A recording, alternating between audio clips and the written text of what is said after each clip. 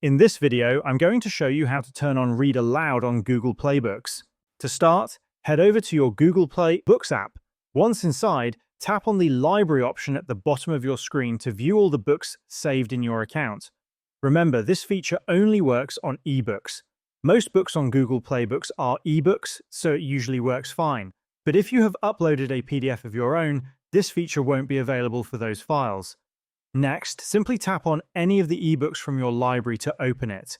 Once the book opens, tap in the center of your screen and you'll see extra options appear at both the top and bottom. Swipe through your pages until you find the page you want to be read aloud. When you're there, tap on the three dots located at the top right-hand corner of your screen. You'll see an option called Read Aloud. Tap on it and it will start reading from the first paragraph on that page. I've muted it in this recording, but on your device, you'll hear it in your phone's default voice. When you move to another page, it will continue reading automatically.